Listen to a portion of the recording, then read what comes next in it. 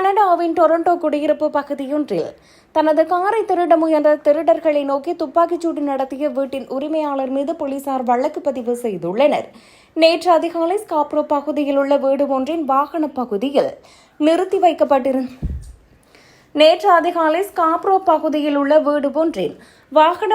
நிறுத்தி வைக்கப்பட்டிருந்த காரை திருட சிலர் முற்பட்டுள்ளனர். இதனை கண்ட அந்த வீட்டின் 37 வயதுடைய உரிமையாளர் திருடர்களை நோக்கி துப்பாக்கியால் சுட்டுள்ளார். இதனை அடுத்து போலீசார் சம்பவ இடத்திற்கு வருவதற்கு முன்பதாகவே திருடர்கள் அங்கிருந்து தப்பி சென்று விட்டனர். இந்த துப்பாக்கிச் சூட்டு சம்பவத்தில் எவருக்கும் காயங்கள் ஏற்படவில்லை என்ற போதிலும் அருகில் இருந்த வீடு ஒன்றின் பகுதி சேதமடைந்துள்ளது.